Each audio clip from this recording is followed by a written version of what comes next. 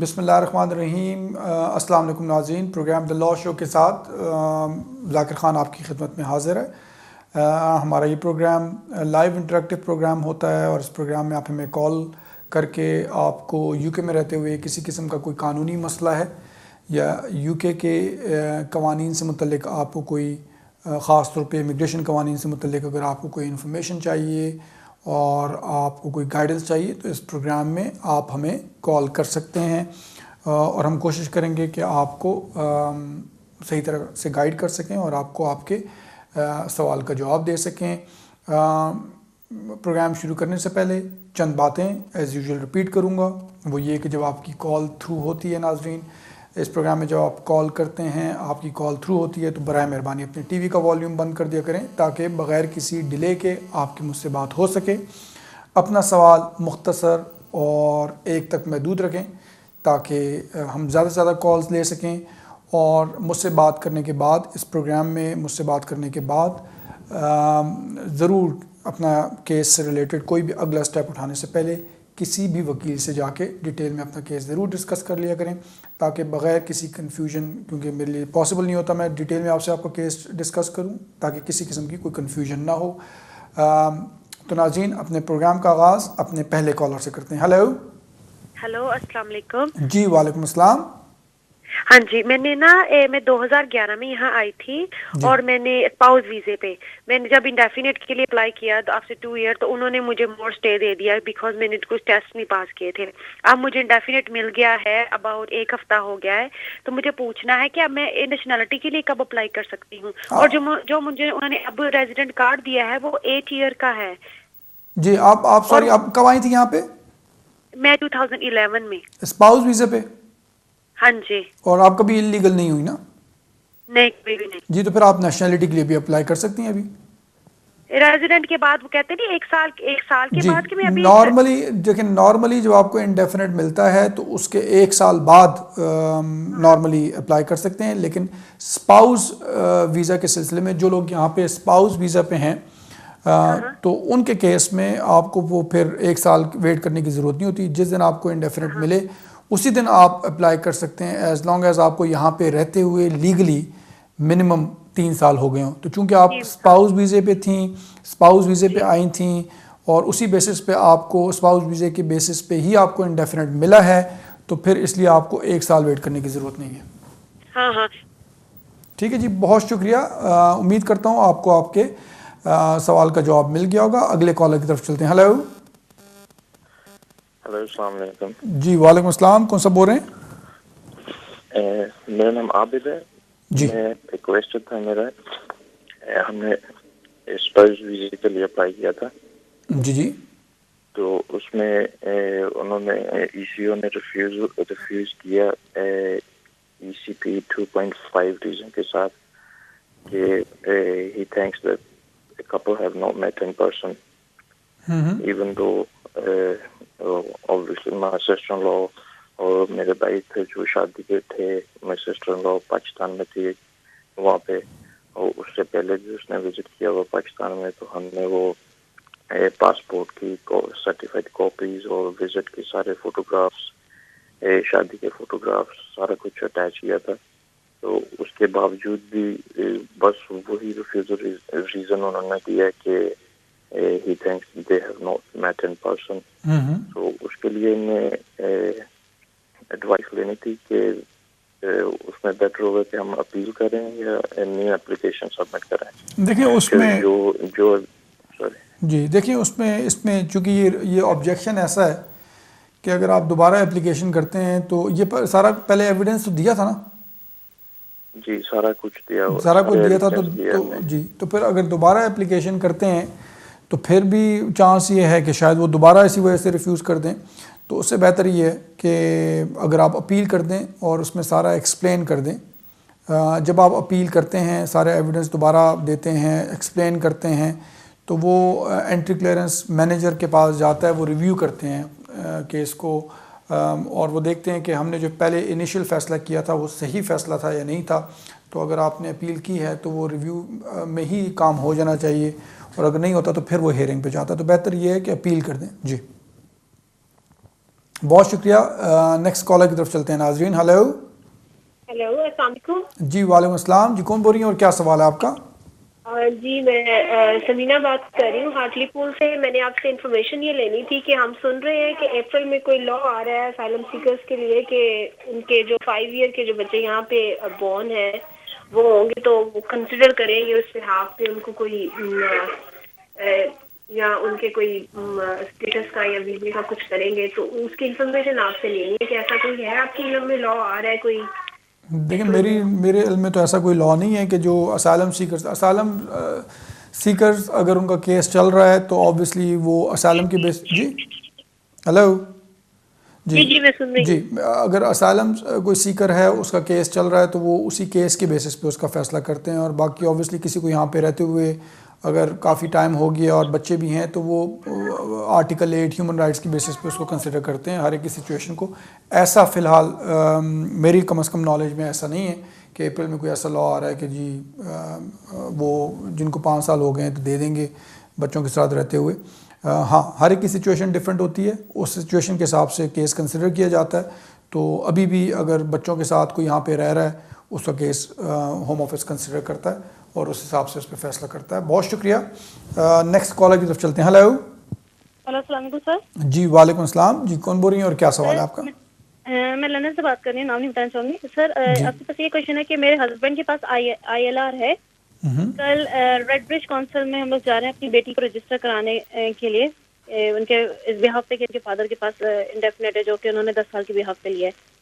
तो मुझे किस किस डॉक्यूमेंट को वहाँ ले जाना पड़ेगा, ये थोड़ा सा क्लियर नहीं है। वो लोग कह रहे हैं कुछ और डॉक्यूमेंट्स और हस्बैंड मुझे दूसरे डॉक्यूमेंट्स बता रहे हैं।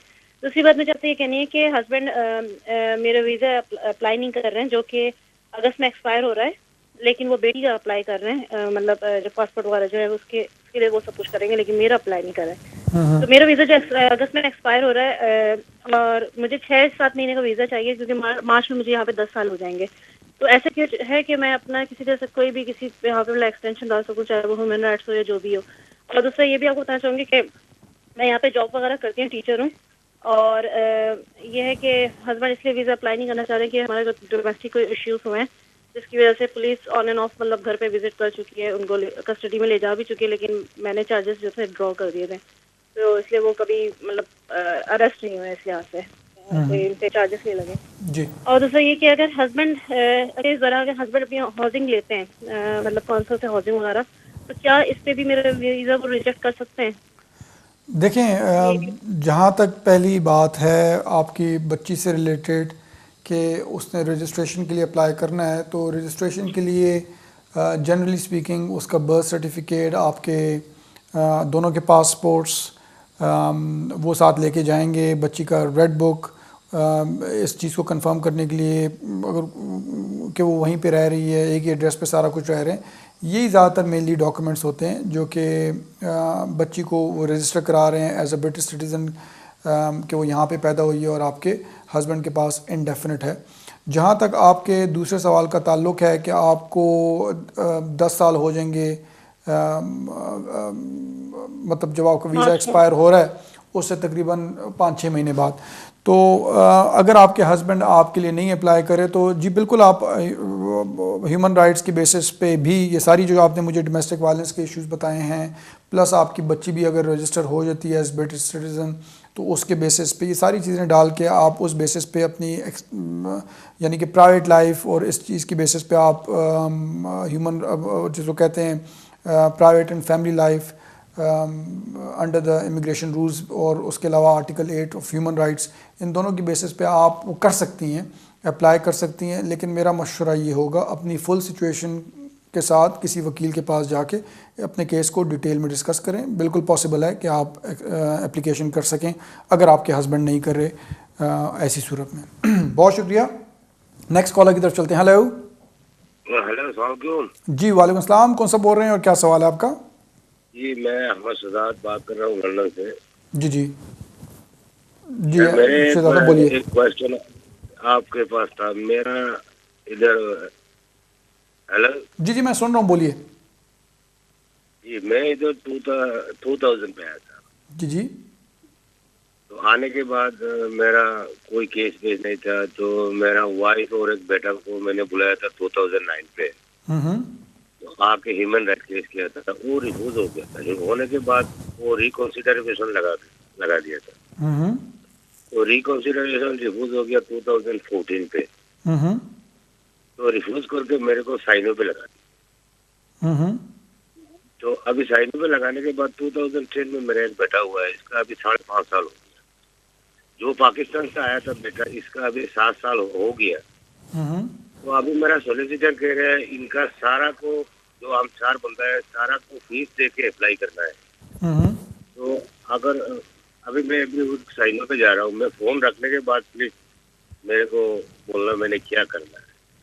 जी, लेकिन आपकी अभी कोई एप्लीकेशन नहीं है होम ऑफिस में? अभी एक एप्लीकेशन है ना, मैं साइनो पे जा रहा हूँ।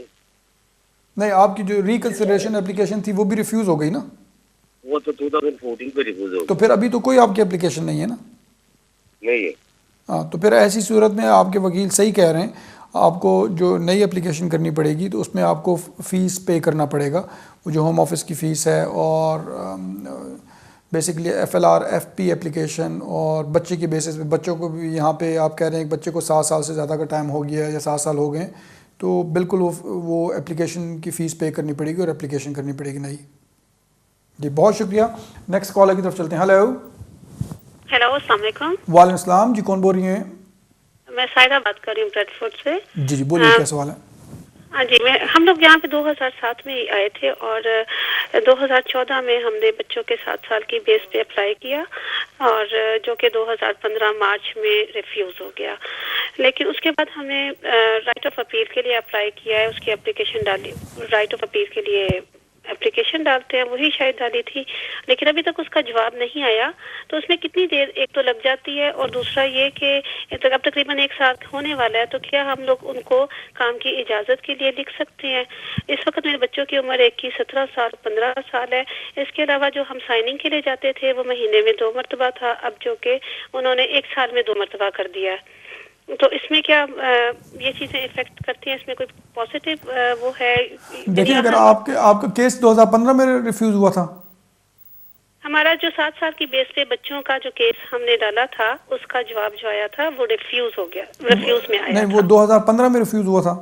हाँ जी, फरवरी 2015 में रिफ्यूज हुआ था, जिसके लिए हमने राइट ऑफ अपील डाला था, जो कि उसका मार्च 2015 में, जो कि अभी तक उसका जवाब नहीं आया। तो राइट ऑफ अपील डाला था। राइट ऑफ अपील की कोई ऐसे एप्लीकेशन होती तो नहीं है, लेकिन जब आपका केस वो रिफ्यूज़ करते हैं होम ऑफिस, तो उसमें बताते हैं कि वो राइट ऑफ अपील दे रहे हैं या नहीं दे रहे। अगर वो दे रहे हैं तो फिर तो ठीक है, और अगर नहीं दे रहे तो क्यों नहीं दे रहे, तो फिर उसमें राइट ऑफ अपील, अगर वो नहीं दे रहे तो फिर आप उसमें राइट ऑफ अपील डालते नहीं हैं, वो तो फिर आप उसको चैलेंज करते हैं, आप हाई कोर्ट में जाके या जो भी जुडिशल रिव्यू का एप्लीकेशन करते हैं और उसमें चैलेंज करते हैं। अब जो मुझे आपकी बातों से पता चल रहा है वो ये पता चल रहा है कि शायद आपके वकील ने दोबारा होम ऑफिस को लिखा कि जी चूँकि आपने राइट ऑफ अपील नहीं दिया तो इनको राइट ऑफ अपील दें। ऐसे केसेस में नॉर्मली तो कोई एप्लीकेशन होम ऑफिस के पास नहीं है, हो सकता है वो 10 साल तक भी इस बात का कोई जवाब ना दें, क्योंकि टेक्निकली स्पीकिंग कोई एप्लीकेशन होम ऑफिस के पास नहीं है। जैसा कि मैंने कहा है कि जब आपका एक रिफ्यूज़ल होता है और उसमें अगर उन्होंने नहीं दिया राइट ऑफ अपील, तो फिर उसको आप चैलेंज करते हैं, उसको आप आगे कोर्ट में लेके जाते हैं, जो कि मुझे नहीं लगता कि इसमें हुआ आगे, यानी कि हाई कोर्ट में उसको चैलेंज करते हैं। मेरा मशवरा ये है कि आप अपने वकील को जाके उससे डिटेल में, अपने वकील से या किसी और वकील से जाके डिटेल में इस चीज़ को डिस्कस करें। बहुत शुक्रिया नाज़रीन, एक वक्फे पे हम जा रहे हैं और वक्फे के बाद दोबारा हाजिर होते हैं।